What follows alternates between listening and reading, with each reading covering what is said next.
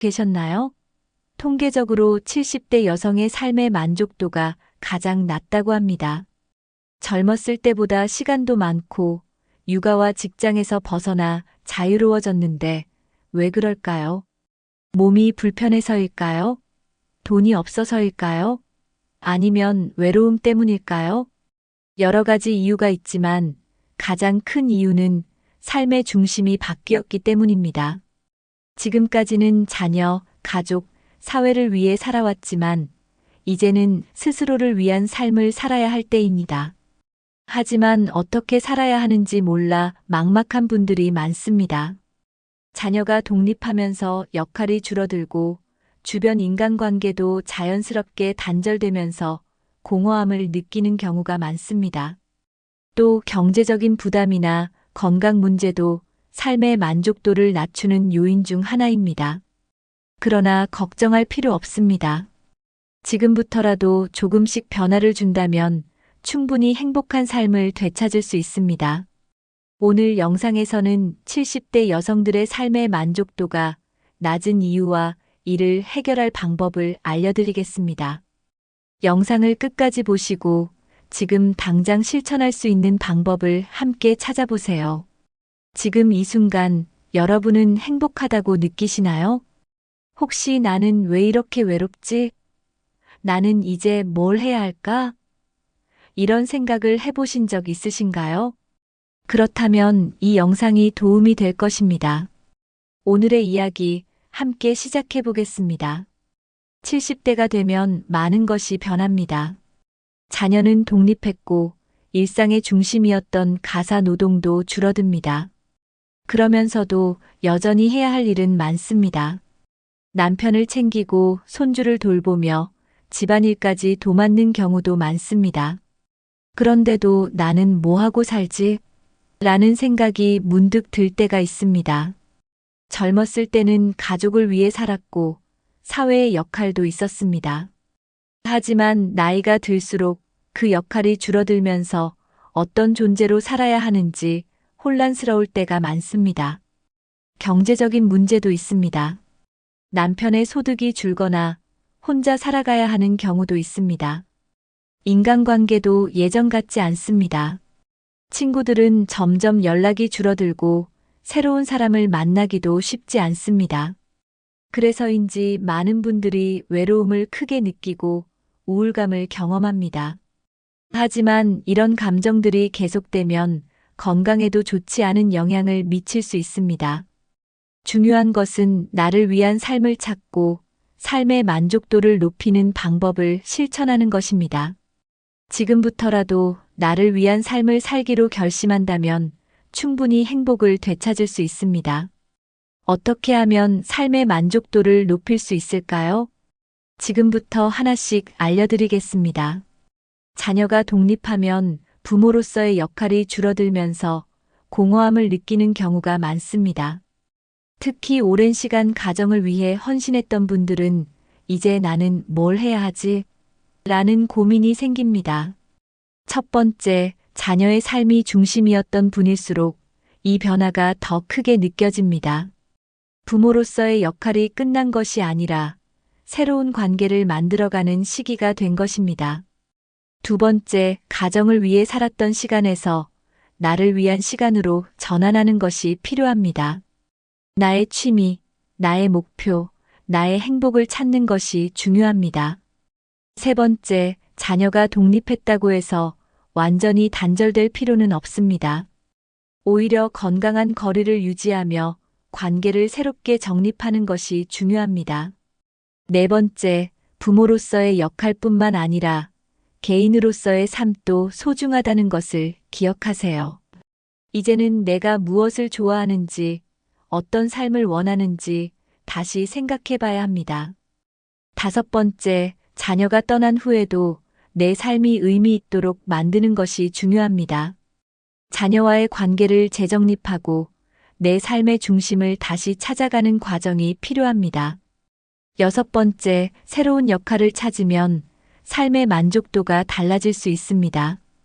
더 이상 누군가를 위해 사는 것이 아니라 나를 위한 삶을 시작해야 할 때입니다.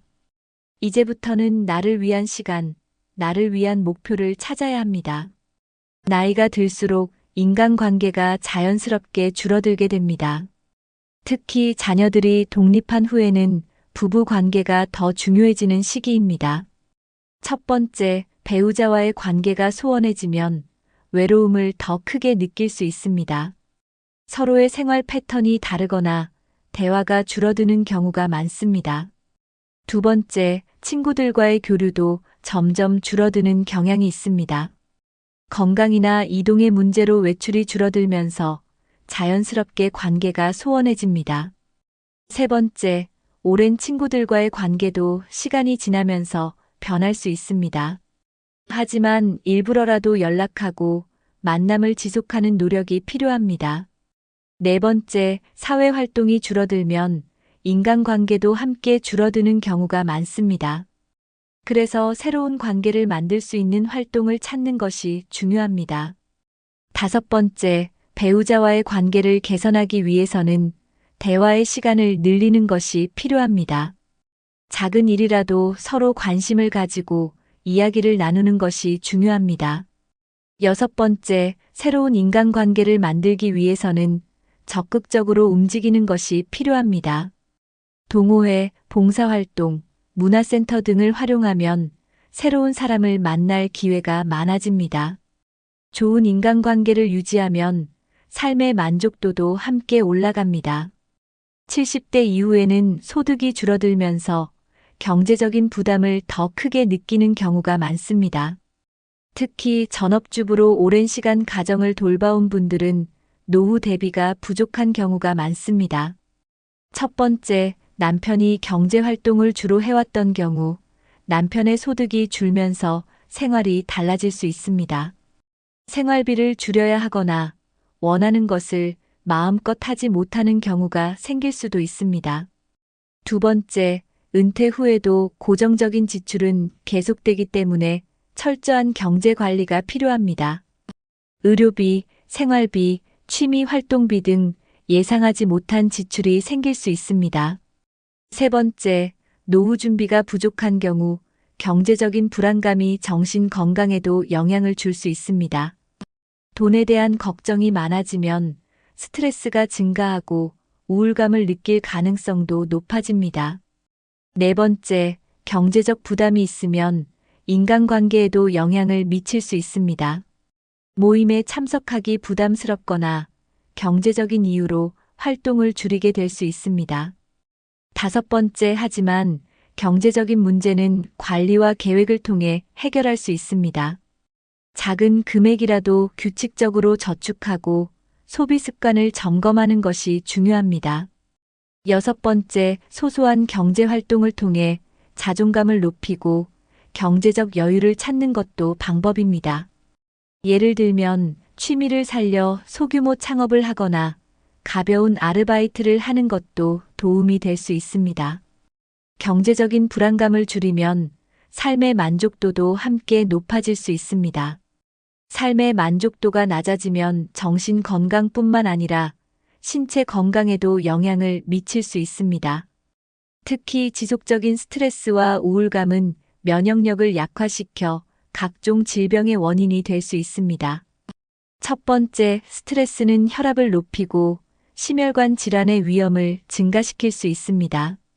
감정이 불안정하면 자율신경계의 균형이 깨지면서 건강이 나빠질 수 있습니다.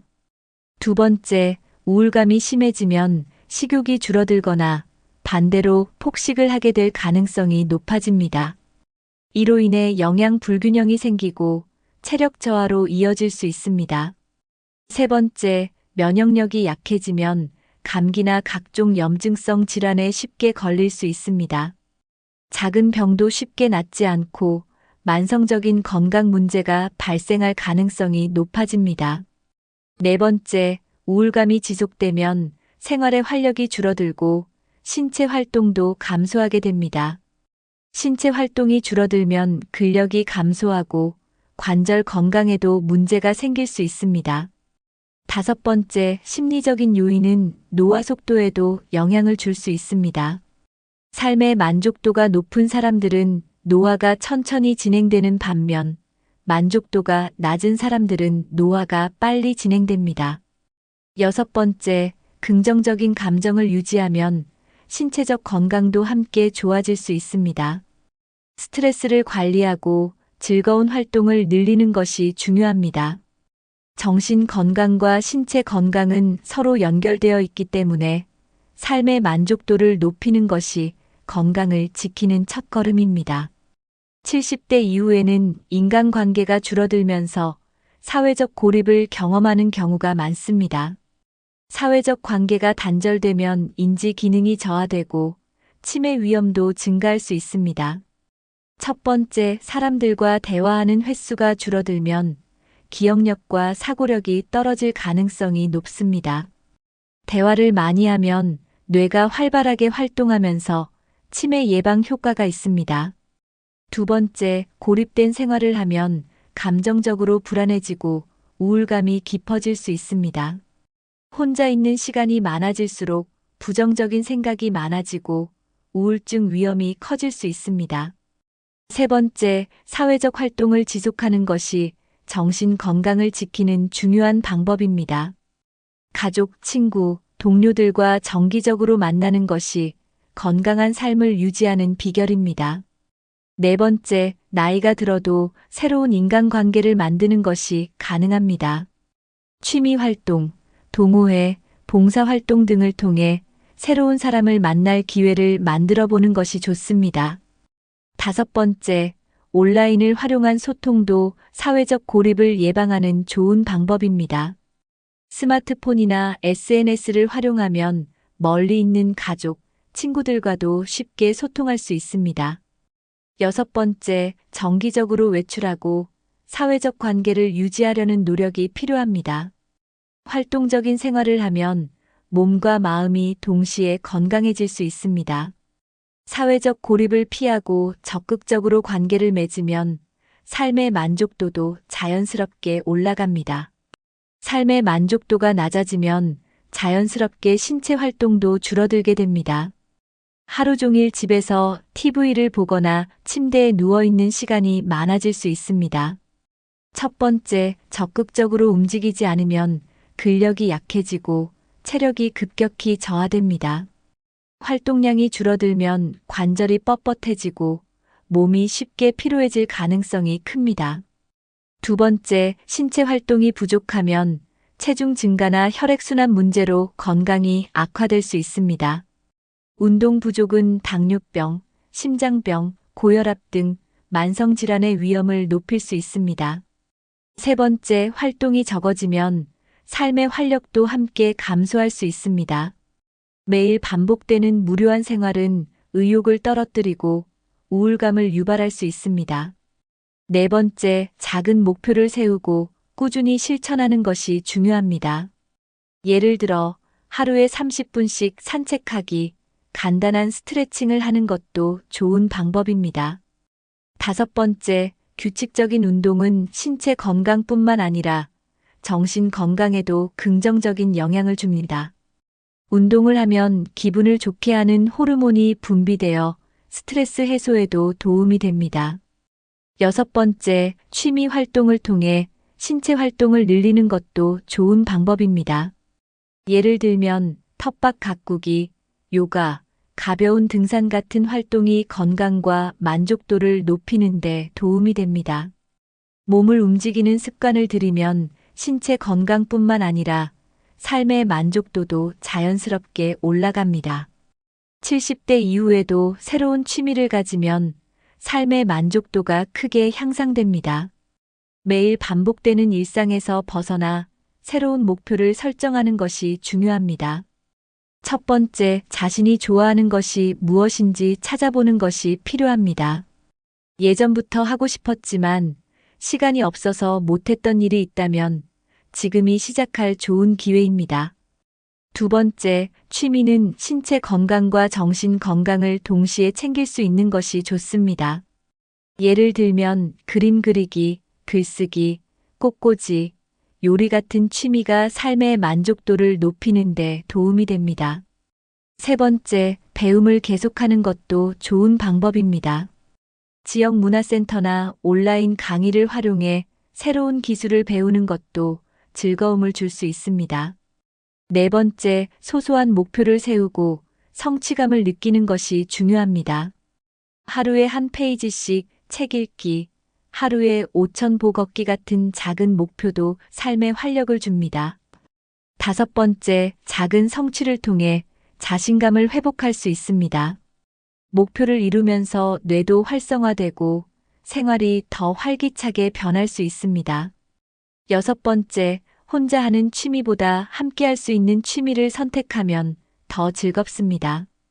예를 들면 노래교실, 댄스 스포츠 같은 활동은 새로운 사람을 만날 기회도 제공합니다. 새로운 취미와 목표를 설정하면 삶이 더욱 의미 있고 즐거워질 수 있습니다. 외로움을 줄이기 위해서는 적극적으로 사회 활동을 하는 것이 중요합니다. 혼자 있는 시간이 많아지면 부정적인 감정이 쌓이기 쉽습니다. 첫 번째, 사람들과 어울릴 수 있는 기회를 만들어야 합니다. 친목 모임, 종교 활동, 자원봉사 활동 등에 참여하는 것이 좋은 방법입니다. 두 번째, 자원봉사는 삶의 보람을 느낄 수 있는 좋은 활동 중 하나입니다. 지역 사회에서 필요한 일을 돕거나 어린이들에게 책을 읽어주는 활동도 만족도를 높이는 데 도움이 됩니다. 세 번째, 새로운 사람을 만나는 것은 생각보다 어렵지 않습니다. 관심 있는 분야의 모임에 참여하면 자연스럽게 사람들과 친해질 수 있습니다. 네 번째, 가족과의 관계도 적극적으로 유지하는 것이 중요합니다. 자녀나 손주들과 시간을 보내면서 좋은 추억을 만드는 것도 삶의 만족도를 높이는 방법입니다. 다섯 번째, 사회적 활동을 하면서 정서적인 안정감을 얻을 수 있습니다. 사람들과 교류하면 감정적인 지지를 받을 수 있어 우울감을 줄일 수 있습니다. 여섯 번째, 적극적으로 사람들과 소통하는 것이 건강에도 긍정적인 영향을 줍니다. 관계를 유지하려는 노력만으로도 삶이 더 풍요로워질 수 있습니다. 사회 활동을 통해 외로움을 극복하고 삶의 만족도를 높이는 것이 중요합니다. 건강한 생활 습관을 유지하면 몸과 마음이 동시에 좋아집니다. 생활 습관을 조금만 바꿔도 삶의 질이 달라질 수 있습니다. 첫 번째, 하루 세 끼를 규칙적으로 먹는 것이 중요합니다. 영양가 있는 식사를 하면 신체 건강뿐만 아니라 정신 건강에도 긍정적인 영향을 줍니다. 두 번째, 규칙적인 운동을 습관화해야 합니다. 가벼운 걷기 운동이나 스트레칭을 꾸준히 하면 신체 기능이 더 건강하게 유지됩니다. 세 번째, 충분한 수면을 취하는 것도 중요합니다. 잠을 잘 자야 하루 동안 몸과 마음이 충분히 회복될 수 있습니다. 네 번째, 긍정적인 마인드를 유지하는 것도 건강한 삶을 위한 중요한 요소입니다. 부정적인 생각을 줄이고 즐거운 순간을 찾으려는 노력이 필요합니다. 다섯 번째, 좋은 습관이 좋은 건강을 만들고 결국 삶의 만족도를 높이는 데 큰 역할을 합니다. 매일 아침 일어나서 기분 좋은 음악을 듣거나 작은 목표를 세우고 실천하는 것도 좋은 방법입니다. 여섯 번째, 주변 환경을 정리하고 깨끗한 생활 공간을 유지하는 것도 마음을 안정시키는 데 도움이 됩니다. 집안을 정리하면 기분이 상쾌해지고 에너지가 더 활발해질 수 있습니다. 건강한 생활 습관을 유지하면 몸도 마음도 건강해지고 삶의 만족도가 높아질 수 있습니다. 70대 이후에도 새로운 친구를 만들고 인간관계를 확장하는 것이 중요합니다. 나이가 들수록 인간관계가 줄어드는 것은 자연스러운 현상이지만 새로운 관계를 맺는 노력이 필요합니다. 첫 번째, 동호회나 문화센터를 활용하면 비슷한 관심사를 가진 사람들을 쉽게 만날 수 있습니다. 예를 들면 독서 모임, 요가 클래스, 노래교실 같은 곳에서 자연스럽게 친분을 쌓을 수 있습니다. 두 번째, 운동 모임도 좋은 방법입니다. 함께 걷기 운동을 하거나 가벼운 체조 모임에 참여하면 건강도 챙기고 사람들도 만날 수 있습니다. 세 번째, 친목 모임이나 종교 모임도 새로운 사람을 만날 기회를 제공합니다. 기존의 친구들과만 교류하기보다는 새로운 모임에 적극적으로 참여하는 것이 좋습니다. 네 번째, 기존의 친구들과의 관계도 다시 활성화하는 것이 중요합니다. 연락이 뜸했던 친구에게 먼저 전화해 안부를 묻고 가끔씩 만나서 이야기하는 것이 좋습니다. 다섯 번째, 정기적인 모임을 만들어두면 관계를 꾸준히 유지할 수 있습니다. 한 달에 한 번이라도 만나서 식사를 하거나 함께 활동하는 시간을 가지는 것이 좋습니다. 여섯 번째, 새로운 친구를 만들려면 열린 마음을 가지는 것이 중요합니다. 새로운 사람을 만날 때 부담을 가지기보다는 가볍게 인사하고 대화를 나누는 것부터 시작하세요. 새로운 인간관계를 만들어가면 삶의 만족도가 높아지고 외로움도 줄일 수 있습니다. 가족은 평생 함께하는 가장 중요한 관계입니다. 나이가 들수록 가족과의 관계를 개선하고 소통하는 것이 삶의 만족도를 높이는 핵심 요소입니다. 첫 번째, 자녀와의 관계를 긍정적으로 유지하는 것이 중요합니다. 너무 간섭하거나 기대를 많이 하는 것보다는 자연스럽게 교류할 수 있도록 노력해야 합니다. 두 번째, 손주들과 시간을 보내는 것도 좋은 방법입니다. 손주들과 함께 시간을 보내면 즐거움도 커지고 세대 간의 교류도 활발해질 수 있습니다. 세 번째, 자녀와 소통할 때는 서로의 입장을 이해하려는 태도가 필요합니다. 부모와 자녀 세대는 생활 방식과 가치관이 다를 수 있기 때문에 존중하는 마음을 가지는 것이 중요합니다. 네 번째, 서운한 감정이 생겼을 때는 직접적으로 표현하는 것이 좋습니다. 쌓아두면 오해가 커질 수 있기 때문에 대화를 통해 해결하려는 노력이 필요합니다. 다섯 번째, 가족과 함께하는 시간을 늘리면 정서적인 안정감이 커질 수 있습니다. 가족 모임을 정기적으로 가지거나 영상 통화를 통해 소통하는 것도 좋은 방법입니다. 여섯 번째, 자녀와 손주에게 의존하기보다는 독립적인 생활을 유지하는 것이 더 건강한 관계를 만듭니다. 자녀에게 너무 기대하지 않고 내 삶을 즐기면서 가족과의 관계를 유지하는 것이 중요합니다. 가족과의 관계가 원만하면 마음이 편안해지고 삶의 만족도가 더욱 높아질 수 있습니다. 스마트폰과 인터넷을 활용하면 더 넓은 인간관계를 만들 수 있습니다. 요즘은 온라인을 통해 사람들과 쉽게 소통할 수 있기 때문에 적극적으로 활용하는 것이 좋습니다. 첫 번째, SNS나 메신저를 이용하면 가족, 친구들과 쉽게 연락할 수 있습니다. 예를 들면 카카오톡, 밴드, 페이스북 같은 플랫폼을 활용하면 자주 연락할 수 있습니다. 두 번째, 온라인 강의나 취미 모임을 활용하면 비슷한 관심사를 가진 사람들을 만날 수 있습니다. 요즘은 온라인에서도 그림 그리기, 영어 공부, 운동 모임 등이 활발하게 운영되고 있습니다. 세 번째, 화상 통화를 이용하면 멀리 있는 가족이나 친구들과 더욱 가깝게 지낼 수 있습니다. 직접 만나기 어려운 경우에도 화상 통화를 활용하면 대면하는 것처럼 소통할 수 있습니다.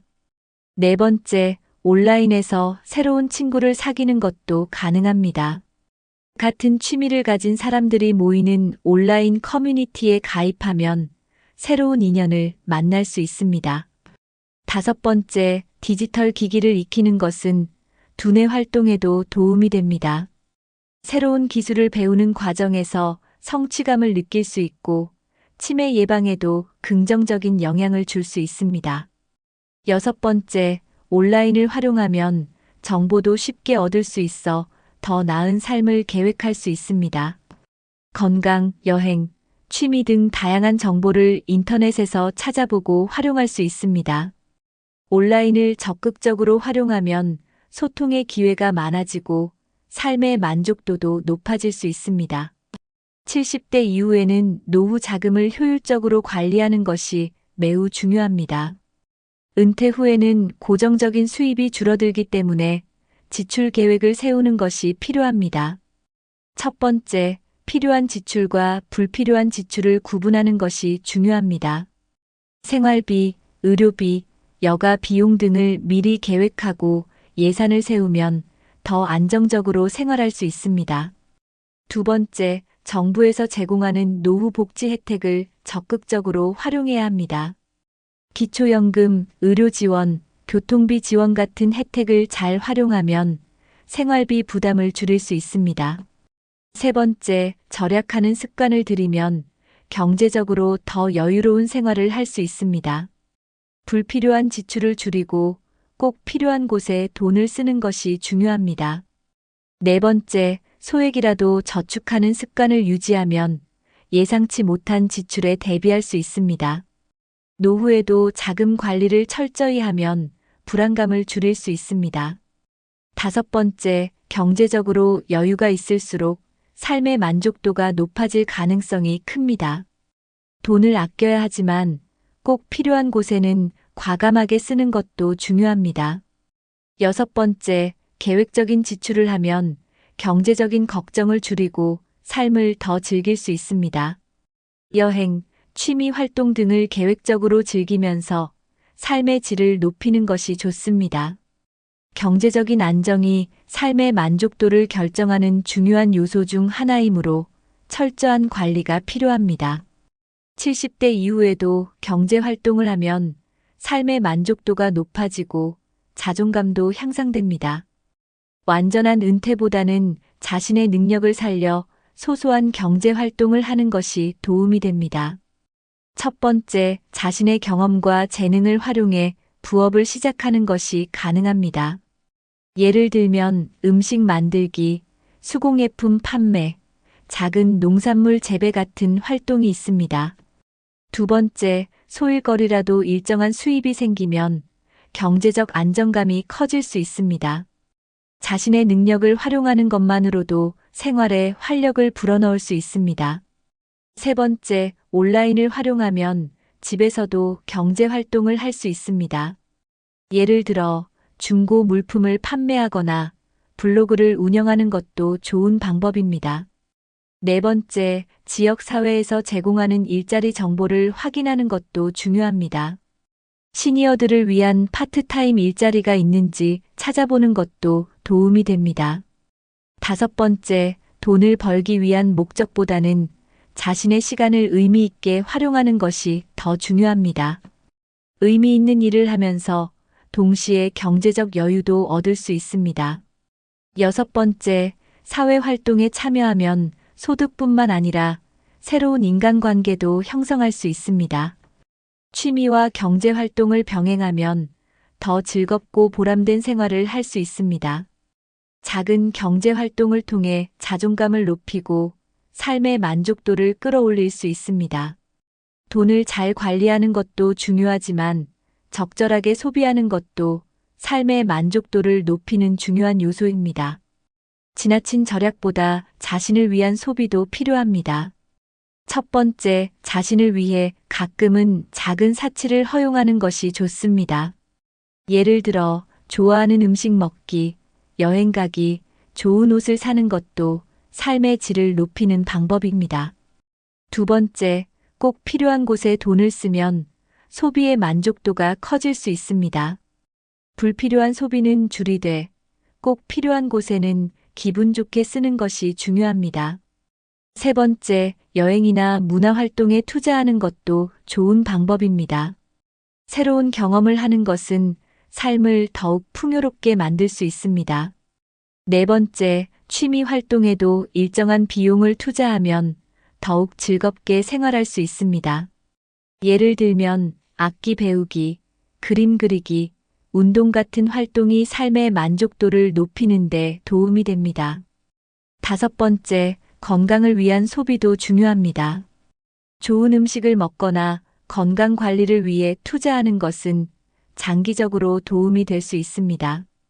여섯 번째, 가족이나 친구들과 함께하는 활동에 돈을 쓰는 것도 만족도를 높이는 방법입니다. 함께 식사하거나 선물을 주고받는 것은 관계를 더욱 돈독하게 만들어줍니다. 돈을 무조건 아끼기보다는 가치 있는 곳에 소비하면 더 행복한 삶을 살 수 있습니다. 지금까지 70대 여성들의 삶의 만족도가 낮은 이유와 이를 해결할 방법에 대해 알아봤습니다. 중요한 것은 지금부터라도 작은 변화를 시작하는 것입니다. 나를 위한 시간을 만들고 새로운 취미를 찾고 인간관계를 개선하며 경제적으로도 안정적인 생활을 계획해야 합니다. 삶의 만족도는 주어진 환경이 아니라 내가 어떻게 삶을 바라보느냐에 따라 달라질 수 있습니다. 여러분은 현재 삶에 만족하고 계신가요? 혹시 더 행복해지기 위해 실천하고 싶은 변화가 있다면 무엇인가요? 오늘 영상에서 소개한 방법 중 가장 공감이 가는 내용은 무엇인가요? 여러분의 경험과 의견을 댓글로 남겨주세요. 다른 분들과 함께 이야기 나누면서 더 나은 삶을 만들어가면 좋겠습니다. 그리고 이 영상이 도움이 되셨다면 좋아요와 구독을 눌러주시고 주변에 계신 70대 여성분들께도 이 영상을 공유해주세요. 앞으로도 여러분이 더 행복하고 건강한 삶을 살 수 있도록 유익한 정보를 전해드리겠습니다. 나이를 먹는 것이 아니라 나답게 살아가는 것이 중요합니다. 지금부터라도 나를 위한 삶을 찾아가며 더욱 만족스러운 인생을 만들어 보세요. 오늘도 건강하고 행복한 하루 보내시길 바랍니다. 감사합니다.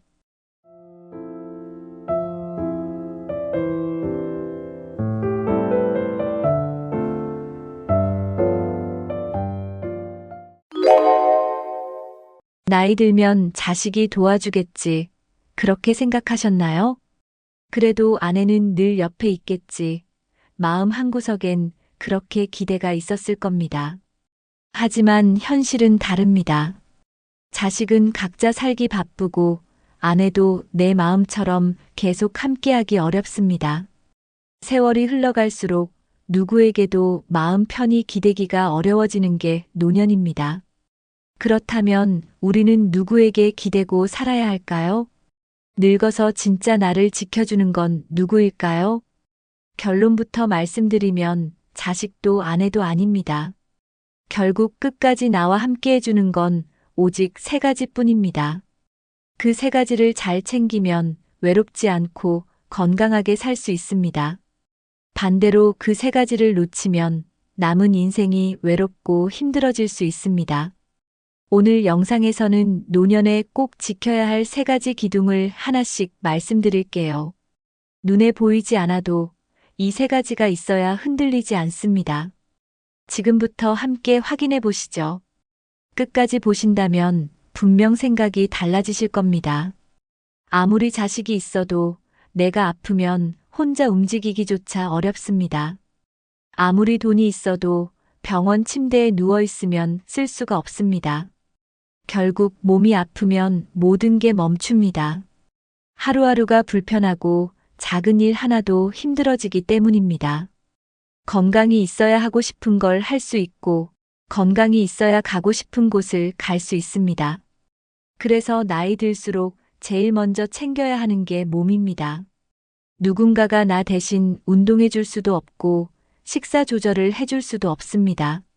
내 몸은 내가 직접 챙기는 수밖에 없습니다. 오늘 잘 먹고 잘 자고 조금이라도 움직이는 것, 그게 건강의 시작입니다. 나이 들었다고 포기하면 안 됩니다. 오히려 지금이 가장 챙겨야 할 시기입니다. 건강을 지키는 건 선택이 아니라 살아가기 위한 필수입니다. 건강이 있으면 혼자 살아도 무섭지 않습니다. 몸이 든든하면 마음도 든든해집니다. 나이 들수록 가장 먼저 무너지는 건 다리 힘입니다. 앉았다 일어나는 게 힘들어지고 계단이 부담스러워지면 신호가 온 겁니다. 걷는 게 불편해지면 외출이 줄어들고 사람도 안 만나게 됩니다. 그럼 삶이 점점 좁아지고 우울해지기까지 하죠. 하지만 다리 근육은 지금부터라도 다시 만들 수 있습니다. 매일 10번만 앉았다 일어나기를 해도 다리는 반응하기 시작합니다. 무리하지 않아도 됩니다. 꾸준함이 제일 중요합니다. 병원비 줄이는 제일 좋은 방법이 바로 근력 유지입니다. 자식이 나를 부축하지 않아도 되게 만들려면 지금 근육을 챙겨야 합니다. 지팡이보다 더 믿을 수 있는 건 내 두 다리입니다. 건강보험보다 든든한 건 내가 지닌 근육입니다. 의지할 사람을 찾기보다 내 몸을 단단하게 만드는 게 먼저입니다. 몸을 쓰면 생각도 긍정적으로 바뀌고 삶의 의지도 생깁니다. 두 다리는 단순히 걷는 도구가 아니라 나를 세우는 뿌리입니다. 오늘 내 다리를 한 번 더 움직이면 내일이 훨씬 든든해집니다. 건강을 위해 거창한 계획은 필요 없습니다. 중요한 건 오늘 바로 시작할 수 있는 작은 실천입니다. 아침에 일어나서 스트레칭 5분, 이것만으로도 하루가 다릅니다. 집 안에서 제자리 걷기 10분, 충분히 운동 효과가 있습니다. 식사 후에 바로 눕지 않고 가볍게 움직이면 소화도 잘 됩니다. 물을 자주 마시고 가공식품보다는 자연식품을 가까이 해보세요. TV를 보며 한두 가지 간단한 운동을 해보는 것도 좋습니다. 자기 전 5분만 몸을 풀어줘도 숙면에 도움이 됩니다. 잠을 잘 자야 면역력도 올라가고 회복도 빨라집니다. 건강 루틴은 어렵게 생각하면 시작이 힘들어집니다. 작은 습관 하나가 건강에 큰 기둥이 됩니다. 내 몸을 돌보는 시간은 나를 위한 최고의 선물입니다. 나를 챙기면 주변 사람에게도 더 따뜻한 사람이 될 수 있습니다. 내 몸을 내가 돌보지 않으면 누구도 대신해 줄 수 없습니다. 하루 한 가지라도 실천하는 습관, 그게 진짜 노후 준비입니다. 노년에 돈이 없으면 마음부터 작아집니다. 하고 싶은 게 있어도 먹고 싶은 게 있어도 망설이게 되죠. 병원에 가는 것도 눈치 보이고 약값조차 부담스러워질 수 있습니다. 손주들 용돈 하나 주고 싶어도 손이 떨릴 때 마음이 더 무거워집니다. 자식에게 말은 안 해도 속으로는 항상 미안한 마음이 생깁니다. 결국 내 돈이 없으면 하고 싶은 말도 못하고 할 수 있는 일도 줄어듭니다. 돈이 많을 필요는 없습니다. 다만 내가 쓰고 싶은 만큼, 필요한 만큼은 스스로 쓸 수 있어야 합니다. 작더라도 고정 수입이 있으면 마음이 훨씬 편해집니다. 연금이든 작은 일거리든 무엇이든 스스로 벌어 쓰는 돈은 당당합니다. 내 삶을 내 손으로 지키는 기분, 경제력에서 나옵니다. 돈이 많아서 행복한 게 아니라 내가 쓰고 싶을 때 쓸 수 있어야 행복한 겁니다. 노후엔 남의 눈치보다 내 주머니를 먼저 챙겨야 합니다. 경제력이 있어야 내 건강도 내 시간도 내가 지킬 수 있습니다. 그래서 늙어서 기댈 곳, 두 번째는 바로 내 돈입니다. 자식에게 기대는 삶 말은 쉽지만 현실은 다릅니다. 자식도 이제 자기 살기 바쁩니다. 부모 마음은 자식 걱정뿐인데 자식 마음은 생활 걱정뿐이죠. 자식이 도움을 줄 수도 있지만 그게 항상 당연하진 않습니다. 도와줘도 미안하고 안 도와주면 서운해지는 복잡한 마음이 생깁니다. 그래서 아예 기대지 않는 게 마음이 더 편해집니다. 내가 쓰고 싶은 건 내 돈으로, 내가 가고 싶은 곳도 내 힘으로 가는 게 진짜 자유입니다. 자식에게 의지하지 않으면 자식도 마음 편하게 부모를 대할 수 있습니다. 부모가 당당할수록 자식도 부담 없이 다가올 수 있습니다. 도움을 받기보다 가끔 작은 도움을 줄 수 있다면 더 큰 기쁨이 됩니다. 의지보다 독립이, 미안함보다 당당함이 노년을 더 행복하게 만듭니다. 부모가 자식에게 줄 수 있는 마지막 선물은 자립된 모습일지도 모릅니다. 기대지 않고 사는 삶은 힘들지만 결국은 가장 평온한 길입니다. 작은 돈이라도 내 손으로 쓰는 삶이 주는 만족감은 아주 큽니다. 자식에게 기대지 않는 삶, 그것이 진짜 여유입니다. 많은 분들이 이 나이에 무슨 돈을 벌어라고 말씀하십니다. 하지만 꼭 큰 돈을 벌 필요는 없습니다. 하루에 몇천 원, 몇만 원이라도 스스로 버는 건 큰 의미가 있습니다. 물건을 팔든 집안일을 도와주든 취미로 무언가를 만들든 그게 바로 내 손으로 내 삶을 꾸려나가는 힘입니다. 적은 수입이라도 계속해서 들어오는 구조를 만들어두면 마음이 든든합니다. 요즘은 인터넷으로 물건을 팔거나 동네 활동으로 소소한 수입을 만드는 분들도 많습니다. 손재주, 글쓰기, 그림, 텃밭 농사 무언가 하나는 누구에게나 있습니다. 경제 활동을 한다는 건 단순히 돈을 버는 게 아니라 삶에 활력이 생기는 일입니다. 내가 쓴 돈이 내 손에서 나왔을 때 그 만족감은 아주 큽니다. 소비가 아닌 창출이 있는 삶, 그게 노후를 더 빛나게 만듭니다. 월급이 아니라도 좋습니다. 수입의 방식은 다양해질 수 있습니다. 그 시작은 작은 용돈벌이에서부터 시작하면 됩니다. 중요한 건 돈의 크기보다 자립의 감정입니다. 내 힘으로 만들어낸 수입, 그것이 늙어서 가장 든든한 버팀목입니다. 외로울 때, 서운할 때, 억울할 때, 결국 나를 가장 잘 알아주는 사람은 나 자신입니다. 아무리 가까운 가족도 내 마음을 완전히 알 수는 없습니다. 그래서 가장 먼저 해야 할 일은 스스로를 위로하는 방법을 배우는 것입니다.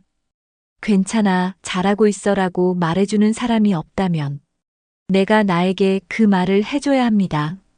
삶이 힘들 때 누군가 탓하고 원망하기보다 나는 여기까지 참 잘 살아왔다는 따뜻한 위로가 더 필요합니다. 세상에 지지받지 못해도 내가 나를 믿어주면 다시 일어설 수 있습니다. 나를 아껴주지 않으면 그 누구도 나를 진심으로 아껴주지 못합니다. 마음이 지칠 때 밖에서 해답을 찾기보다 내 안에 조용히 귀 기울이는 연습이 필요합니다. 아무 말 없이도 내 마음을 알아줄 수 있는 유일한 사람은 결국 나입니다. 스스로에게 친절한 말을 건네는 습관이 노년에 큰 힘이 됩니다. 나를 위로하는 힘, 그게 가장 마지막까지 남는 의지처입니다. 나이 들수록 사람은 줄어들고 혼자 있는 시간이 많아집니다. 처음엔 그 시간이 외롭고 허전하게 느껴지기도 합니다. 하지만 그 시간이 쌓이다 보면 점점 익숙해지고 편안해집니다. 중요한 건 외로움을 피하려 하지 않고 받아들이는 태도입니다. 혼자라는 게 꼭 나쁜 건 아닙니다. 혼자서도 밥을 먹고 산책을 하고 생각을 정리할 수 있다면 오히려 더 자유롭고 내 삶의 주인이 된 느낌을 받을 수 있습니다. 누군가 없어서 외로운 게 아니라 나와의 관계가 서툴러서 외로운 경우가 많습니다. 나와 친해지는 법을 배우면 외로움도 자연스럽게 줄어듭니다. 혼자 있는 시간이 불안하지 않도록 나만의 루틴을 만들어 보는 것도 좋습니다. 책을 읽고 음악을 듣고 가볍게 몸을 움직이는 습관이 큰 도움이 됩니다. 혼자만의 시간을 지루하지 않게 만드는 연습, 그것이 노년의 힘이 됩니다. 누군가와 함께하지 않아도 괜찮다는 마음, 그게 진짜 강한 사람입니다. 혼자서도 괜찮은 마음을 가진 사람은 어디서든 흔들리지 않습니다. 결국은 마음이 단단한 사람이 인생 후반을 잘 살아냅니다.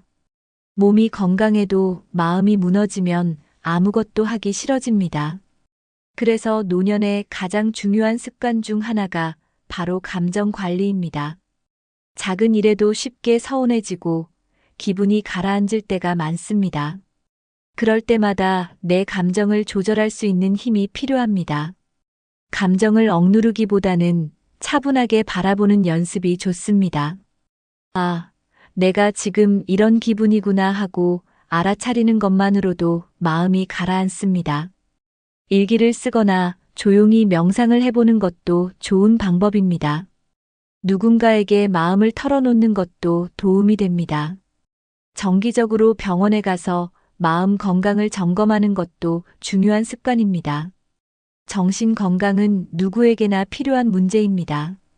특히 나이 들수록 감정 기복이 생기기 쉬우니 더더욱 신경 써야 합니다. 마음이 편해야 잠도 잘 자고 하루하루를 긍정적으로 살 수 있습니다. 스트레스를 줄이고 기분 좋은 시간을 늘려보세요. 정신 건강을 챙기는 건 내 삶을 내가 지키는 가장 현명한 방법입니다. 내 마음을 내가 다스리는 습관, 노년의 삶을 더 단단하게 만들어줍니다. 오늘 이야기 마음에 와닿으셨나요? 자식도 아내도 물론 소중합니다. 하지만 시간이 지나면 그들도 각자의 인생을 살아가야 합니다. 결국 남는 건 오직 나 자신뿐입니다. 그리고 내가 나를 위해 준비해온 건강, 경제력, 그리고 마음의 힘, 이 세 가지가 노년을 지켜주는 진짜 의지처입니다. 이 세 가지를 하나씩 단단히 다져놓으면 누구에게도 기대지 않고 누구도 미워하지 않고 조용하고 단단하게 내 삶을 내 힘으로 지켜낼 수 있습니다. 늦지 않았습니다. 지금부터라도 건강을 챙기고 경제를 준비하고 내 마음을 돌보세요. 혼자 있는 시간이 외롭지 않게 오히려 감사할 수 있도록 만들어 보세요. 영상 보시면서 가장 공감되셨던 부분은 무엇이었나요? 댓글로 여러분의 생각, 그리고 나만의 지혜도 함께 나눠주세요. 오늘 영상이 마음에 남으셨다면 좋아요와 구독, 알림 설정도 꼭 부탁드립니다. 혼자가 불안한 이웃이나 친구분들께 이 영상 공유해 주셔도 좋습니다. 함께라면 노년의 삶도 따뜻하고 단단해질 수 있습니다. 오늘도 내 삶을 지키기 위한 작은 실천 꼭 한 가지 해보시길 바랍니다. 다음 영상에서 더 깊은 이야기로 찾아뵐게요. 시청해 주셔서 감사합니다. 항상 건강하고 평안하시길 바랍니다.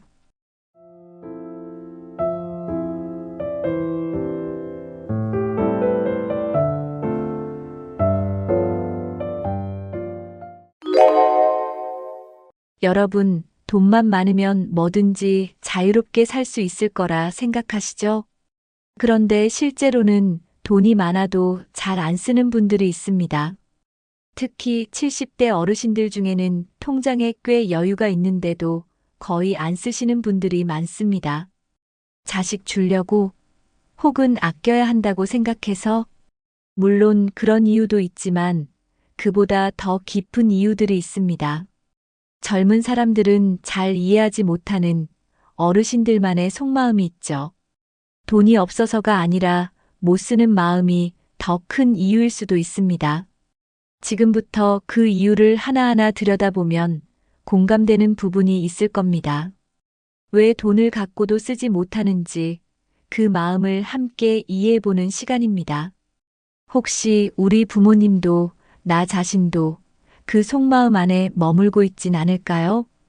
이 영상에서는 70대가 되면 돈이 있어도 쉽게 쓰지 못하는 6가지 이유를 소개합니다. 그리고 그 속에서 우리가 배워야 할 지혜도 함께 나눠보려 합니다. 돈을 쓰지 못하는 진짜 이유는 의외로 단순하지 않습니다. 들어보시면, 아, 그래서 그랬구나 하고 고개가 끄덕여질 거예요. 지금부터 같이 이야기 나눠보겠습니다. 지금의 70대는 정말 힘든 시절을 겪으며 살아온 세대입니다. 어린 시절엔 먹을 게 부족했고 입을 옷도 귀했습니다. 그 시절엔 아끼는 것이 미덕이었고 절약은 생존이었습니다. 그래서 자연스럽게 참아라, 아껴라라는 말이 몸에 밴 겁니다. 그렇게 살아온 시간이 몇십 년이다 보니 돈을 쓰는 게 어색해진 거죠. 마음속에는 지금 이걸 쓰면 나중에 없으면 어쩌지? 라는 불안이 자리합니다. 아껴야 산다는 말은 단순한 조언이 아니라 삶의 원칙처럼 남아 있습니다. 좋은 옷, 좋은 음식, 여행 같은 지출은 사치처럼 느껴질 때도 있습니다. 특히 자신을 위해 돈을 쓰는 건 죄스럽게 느끼는 분들도 많습니다. 그만큼 절약이 몸에 밴 세대이기 때문에 소비가 어렵습니다. 물건을 고를 때도 가격표 먼저 보고 꼭 필요할 때만 삽니다. 자식이 사줘도 됐어, 안 써도 되라고 거절하는 이유도 그 때문입니다. 돈을 쓰는 것보다 아끼는데 익숙해진 삶, 쉽게 바뀌지 않습니다.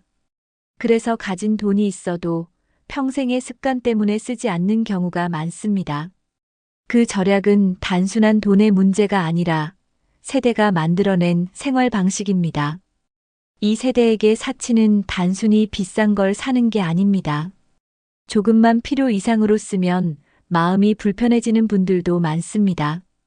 누구에겐 평범한 외식도 이들에게는 낭비처럼 느껴지기도 하죠. 특히 이웃이나 친척의 눈치를 보는 문화도 한몫합니다. 저 집은 늙어서도 돈 쓰고 다니네 같은 말을 의식하게 되는 거죠. 그래서 마음껏 쓰고 싶어도 체면이 먼저 떠오릅니다. 나를 위해 뭔가를 쓰는 게 아니라 남의 시선을 먼저 생각하게 됩니다. 이런 사고방식은 오래전부터 이어져 온 공동체 문화에서 비롯된 것입니다.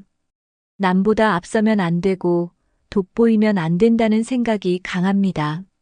그래서 소비보다는 숨기는 게 더 익숙해진 거죠.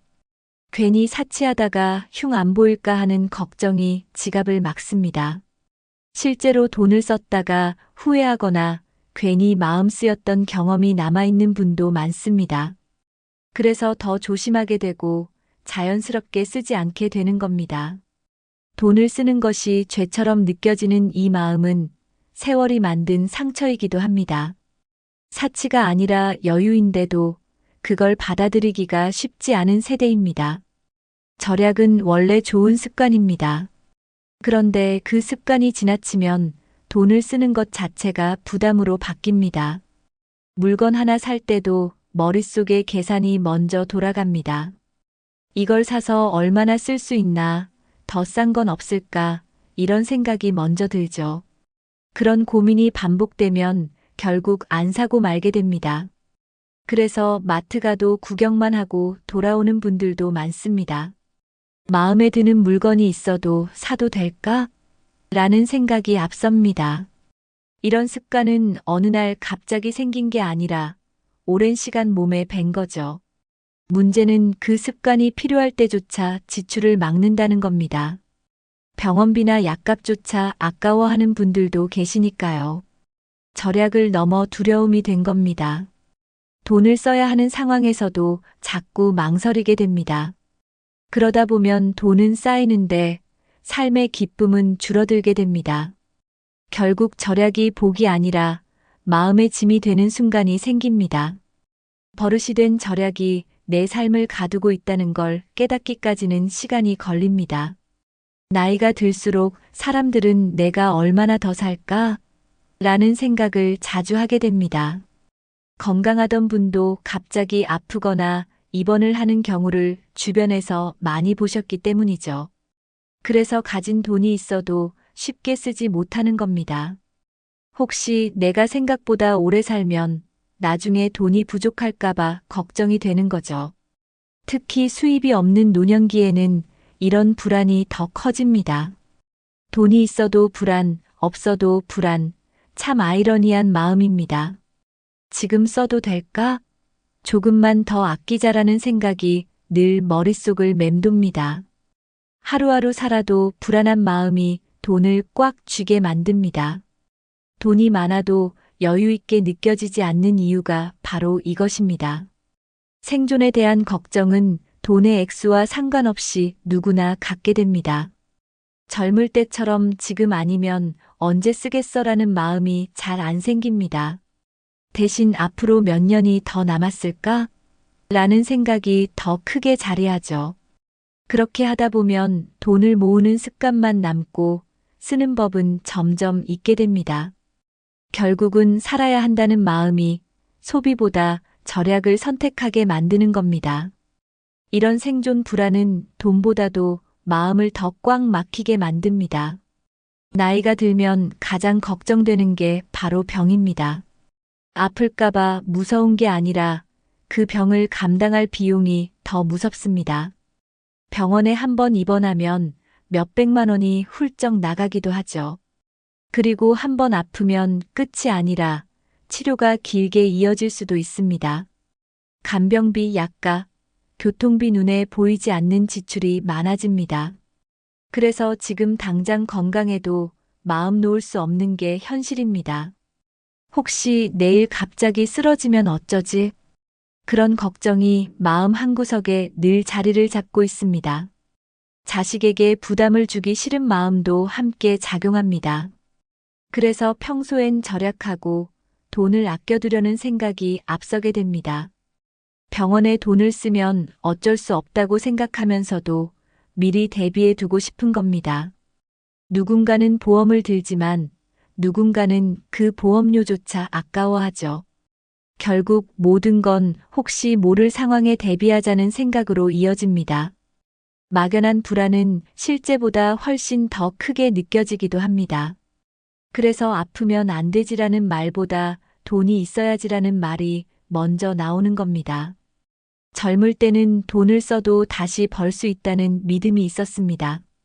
그래서 조금 무리해도 월급 들어오면 되지라는 생각으로 소비할 수 있었죠. 하지만 70대가 되면 정기적인 수입이 사라집니다. 이젠 쓰기만 하고 채워지지 않는 통장을 보며 불안이 커지는 겁니다. 연금이나 자식 용돈이 있더라도 마음이 든든하지는 않습니다. 고정된 수입이 없다는 사실 하나만으로도 지출이 무서워지는 거죠. 한 달에 몇십만 원을 쓰는 것조차 이게 괜찮을까? 라는 생각이 따라옵니다. 통장을 확인할 때마다 또 줄었네 하는 마음이 들면 더 조심스러워집니다. 그래서 병원도 미루고 외출도 줄이게 되는 겁니다. 돈을 쓰고 난 뒤에 남는 빈 느낌이 더 크게 다가오는 거죠. 수입이 없다는 건 단순한 숫자의 문제가 아니라 심리적인 불안으로 이어집니다. 소비가 즐거운 일이 아니라 걱정과 함께 따라오는 일로 바뀌게 됩니다. 그래서 어떤 분들은 쓰기보단 통장 잔액을 확인하며 안심하곤 합니다. 돈이 줄어드는 게 아니라 안정감이 줄어드는 것처럼 느껴지는 거죠. 결국 수입이 없다는 현실은 소비 자체를 두려운 일로 만들고 맙니다. 많은 부모님들은 나이가 들어도 여전히 자식을 걱정합니다. 아무리 자식이 장성했어도 마음만은 아직 어린애처럼 느껴지죠.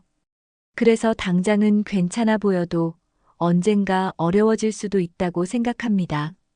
그 생각 하나로 지갑을 쉽게 열지 못하는 겁니다. 혹시 자식이 힘들어질 때 내가 도와줄 여유가 있어야 하지 않을까? 그런 마음이 쌓이면 자연스럽게 돈을 모으게 됩니다. 그 모은 돈을 당장 쓰는 건 어쩐지 불안하게 느껴지죠. 내가 쓰는 순간 자식이 필요할 때 없을 수도 있다는 생각이 들기 때문입니다. 부모 마음은 언제나 혹시 모를 경우를 먼저 떠올립니다. 지금은 안 그래도 나중에 힘들어질 수 있다는 전제를 갖고 살아가죠. 자식이 어렵다고 말하지 않아도 얼굴만 봐도 느낌이 오는 게 부모입니다. 그래서 괜찮아도 괜찮지 않을까봐 미리 준비하는 겁니다. 자식이 필요하다고 말하기 전에 내가 먼저 대비해두고 싶은 거죠. 결국 혹시를 위한 마음이 현재의 소비를 멈추게 만듭니다. 그 마음은 자식에게 부담 주기 싫다는 깊은 사랑에서 비롯됩니다. 요즘은 손주를 생각하며 돈을 모으는 어르신들도 많습니다. 자식보다 손주에게 더 마음이 쏠리는 분들도 많죠. 손주 대학 갈 때, 결혼할 때 내가 조금이라도 보태줘야지. 이런 마음이 자연스럽게 자리 잡게 됩니다. 그래서 본인은 외식 한 번도 줄이면서도 손주에겐 기꺼이 용돈을 줍니다. 반찬도 아끼면서 손주 옷은 제일 좋은 걸 사주기도 합니다. 그렇게 손주를 위한 돈은 별도로 모아두는 경우도 많습니다. 통장을 따로 만들어 놓고 아무에게도 말하지 않는 분도 계시죠. 자식이 어려운 거야 알아서 하겠지만 손주까지 힘들면 안 된다는 마음입니다. 그 마음은 기쁨이면서도 동시에 책임처럼 느껴지기도 합니다. 그래서 내가 지금 돈을 쓰는 게 아니라 나중을 위해 남겨두는 겁니다. 손주가 자라서 무언가 필요할 때 이거 할머니가 준비했단다 하고 주고 싶은 거죠. 그 장면 하나 떠올리며 오늘도 지출을 멈추는 어르신들이 많습니다. 나를 위한 돈보다 손주를 위한 돈이 훨씬 가치 있게 느껴지는 거죠. 결국 그 돈은 사랑의 표현이고 기억으로 남기 위한 준비입니다. 많은 어르신들은 내가 가진 건 다 자식 거지라는 말을 자주 하십니다. 그것이 마치 자연스럽고 당연한 것처럼 여겨지는 분위기가 있습니다. 그런 생각은 부모 세대에겐 하나의 믿음처럼 자리 잡았습니다. 돈을 모으는 이유도 결국 자식에게 물려주기 위해서라는 마음이죠. 그래서 자신을 위해 쓰는 건 미루고 자식 생각부터 하게 됩니다. 나보다 자식이 먼저 잘 살아야 한다는 생각이 머릿속에 박혀 있는 겁니다. 그런 사고방식은 오랜 세월 동안 문화로 굳어졌습니다. 자식에게 물려줘야 내 역할을 다했다고 느끼는 분들도 많습니다. 자신이 쓸 자격이 있음에도 자식 몫으로 남겨야 한다고 생각하는 거죠. 문제는 그 믿음이 자신을 너무 가볍게 만든다는 데 있습니다. 본인의 필요와 욕구를 뒤로 미루는 게 습관이 되어버리기도 하니까요. 나는 괜찮아, 난 됐어라는 말 속엔 그 믿음이 녹아 있습니다. 자식은 괜찮다는데도 본인은 여전히 책임을 내려놓지 못합니다. 그게 부모의 사랑이지만 때로는 자신에게도 조금은 써야 하는 사랑이죠. 결국 내 돈은 자식 거라는 마음이 소비를 멈추게 만드는 또 하나의 이유입니다. 70대 어르신들은 절약이 미덕이던 시대를 살아오셨습니다. 그 시절엔 조금만 아껴도 살림살이에 큰 도움이 됐죠. 그래서 돈을 쓰는 것 자체를 낭비라고 느끼는 경우가 많습니다. 누군가는 여행을 가고 누군가는 외식을 즐기지만 어떤 어르신은 그 돈이면 쌀 한 포대 살 수 있어라고 생각합니다. 소비를 즐기는 문화는 경험해보지 못했기 때문에 어색하고 낯섭니다. 기쁨보다는 죄책감이 먼저 앞서는 경우도 있죠. 꼭 필요한 것만 사야 하고 없어도 참고 살아야 한다는 마음이 강합니다. 그래서 누군가 그 정도는 쓰셔도 돼요라고 말해도 쉽게 못 믿습니다. 돈을 쓰는 일은 뭔가 허투루 행동하는 것처럼 느껴질 때도 있습니다. 남이 보면 흉볼까 걱정되고 나중에 후회하지 않을까 불안해집니다. 소비는 즐거워야 하는데 오히려 마음이 무거워지는 겁니다. 결국 돈을 쓰는 법이 아니라 아끼는 법만 배운 채 살아오신 겁니다. 그 고정관념이 지금까지도 소비를 멀리하게 만들고 있습니다. 소비는 낭비가 아니라 삶을 채우는 또 하나의 방식이라는 걸 받아들이기까지 시간이 필요합니다. 누군가를 위해 쓰는 건 잘하면서 정작 자신을 위한 지출은 잘 못하는 분들이 많습니다.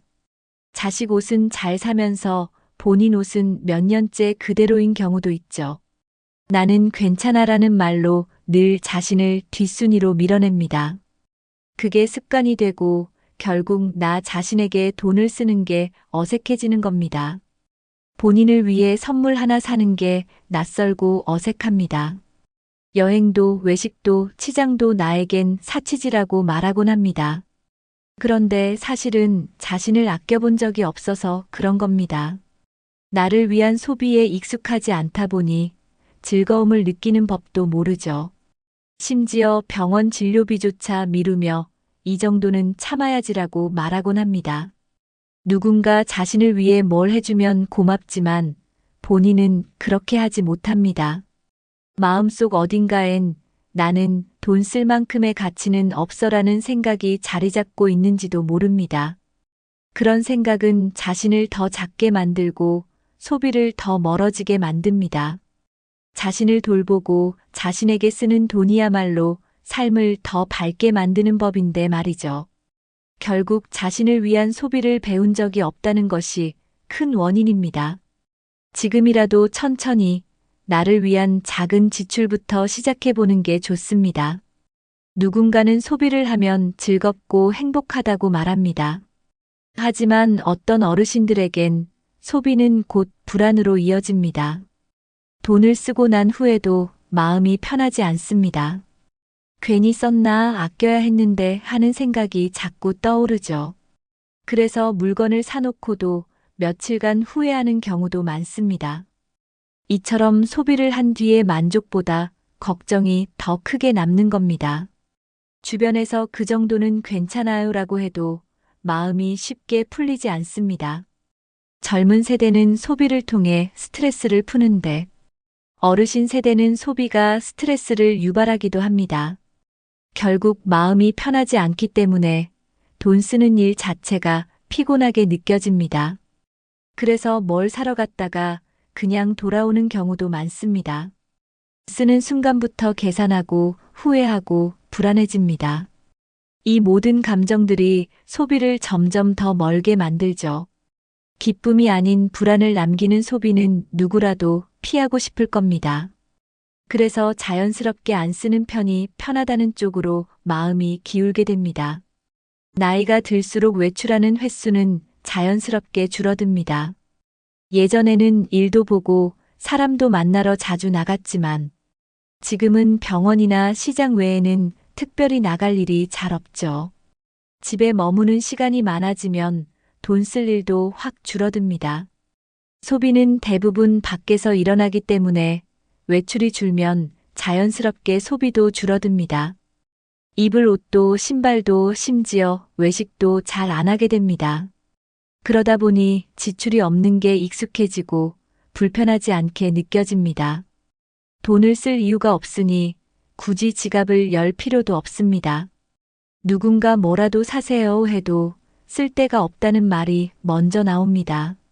외출을 줄이게 되는 건 몸이 불편하거나 귀찮거나 혹은 외로움 때문이기도 합니다. 혼자 외출해봤자 특별한 즐거움이 없다는 생각도 들죠. 결국 외출과 소비는 함께 줄고 생활도 단조로워집니다.